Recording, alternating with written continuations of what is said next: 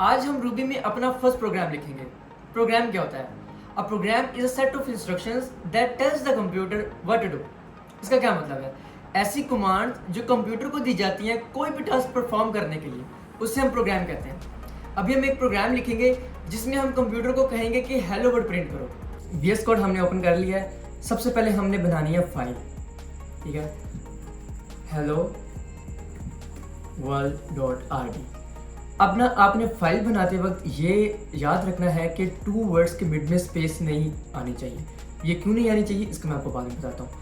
Hello word dot R B, जो dot R B है ना, ये रूबी की एक्सटेंशन है। इससे पता चलेगा कि ये हमारे पास रूबी की फाइल है। एंटर करेंगे, ये हमारे पास फाइल बन गई है। अब हम अपना प्रोग्राम लिखते हैं। फर्स्ट पट्स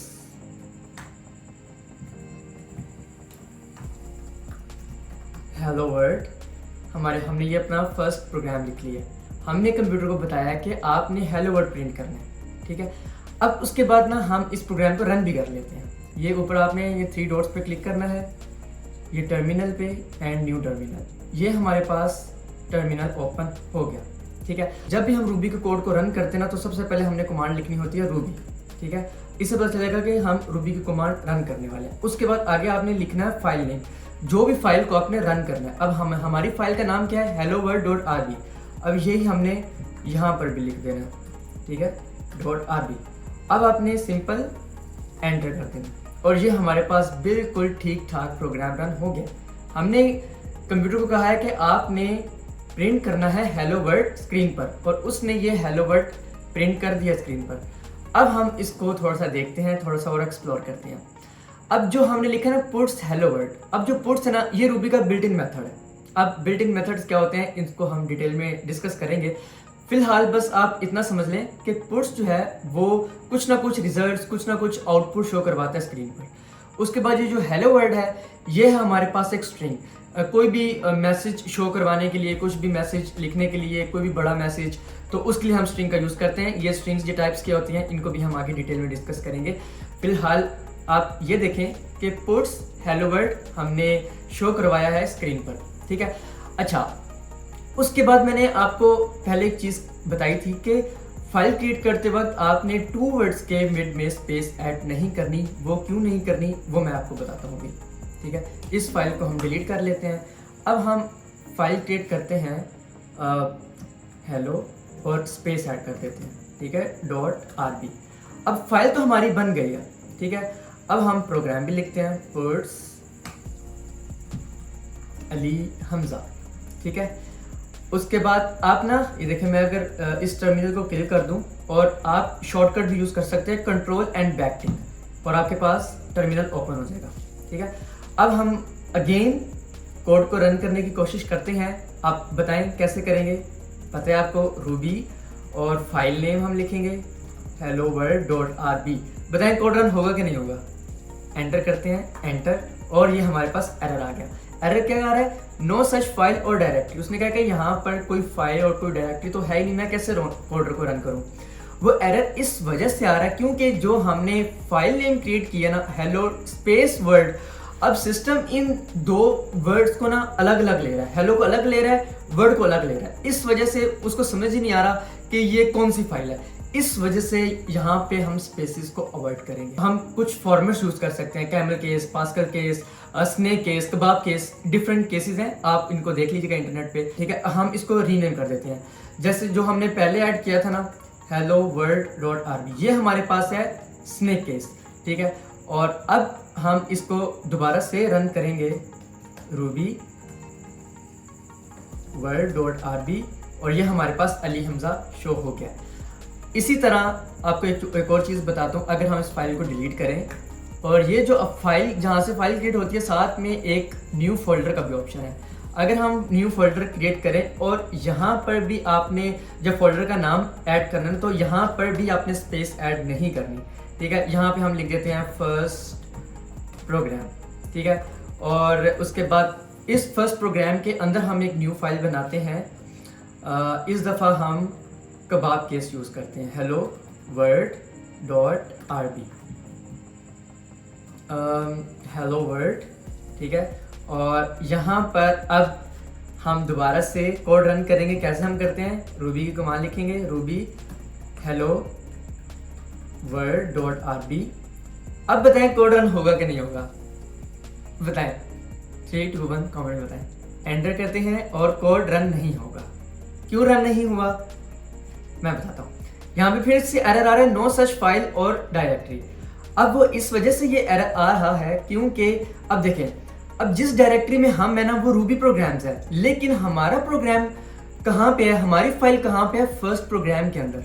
ठीक है, तो जब भी हमने प्रोग्राम रन करना है ना, तो आपने ये मेक श्योर करना है कि हम उसी फोल्डर के अंदर ही हैं जहाँ पे हम कोड रन कर रहे हैं। तो इस वजह से अभी हम जिस डायरेक्टरी में वो रूबी प्रोग्राम्स में और जो हमारी फाइल है वो फर्स्ट प्रोग्राम में है। इस वजह से हमें सबसे पहले फर्स्ट प्रोग्राम की डायरेक्टरी में जाना पड़ेगा, फर्स्ट प्रोग्राम। ठीक है, हम उस डायरेक्टरी में आगे, अगर आपने यहाँ फाइल क्रिएट करते वक्त जहाँ पे स्पेस ऐड की होती ना, यहाँ पे भी सेम वही एरर आ जाना था, नो सच फाइल और डायरेक्टरी। तो इस वजह से हम स्पेसिस नहीं देंगे फाइल क्रिएट करते वक्त। अब अगर हम रूबी वही फाइल नेम लिखें hello world dot RB, code run होगा या नहीं होगा, एंटर करते हैं और कोड रन हो जाएगा, हेलो वर्ल्ड। ठीक है, ये हमारा था फर्स्ट प्रोग्राम। और स्पेसिस जो है ना वो आपने नहीं देनी फाइल क्रिएट करते वक्त। और camel case, kebab case, Pascal case आप कोई भी यूज़ कर सकते हैं।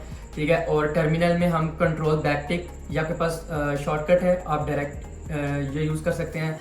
उसके बाद ये आपको मैंने बता दिया कि पुट्स ये हमारे पास बिल्ट इन मेथड है जो कि आउटपुट शो करवाता है। हेलो वर्ड हमारे पास एक स्ट्रिंग है जो कि हम मैसेज शो करवा रहे हैं। इतना तो आपको समझ आ गया। यहाँ पर ना मैं आपको 3 चीज़ें और बताता हूँ। ये जो हमने लाइन लिखी है ना, पुट्स हेलो वर्ड, इसको हम कोड कहते हैं, ये तो आपको पता है। इसको हम सोर्स कोड भी कहते हैं, शायद ये भी आपको पता होगा। लेकिन एक और टर्म है कोड बेस। जो हमारा कंप्लीट प्रोजेक्ट होता है ना, जिसके अंदर कंप्लीट फाइल्स होती हैं, HTML की फाइल, CSS की फाइल, जावास्क्रिप्ट की फाइल, रूबी की फाइल, एक प्रोजेक्ट के अंदर जितनी भी फाइल्स होंगी ना, उसको हम कहते हैं कोड बेस। ये 3 चीज़ मैंने आपको बतानी थी। यार मेरा दिल कर रहा है जो बिगनर्स है ना, उनका थोड़ा सा मैं दिमाग भी खराब करूँ।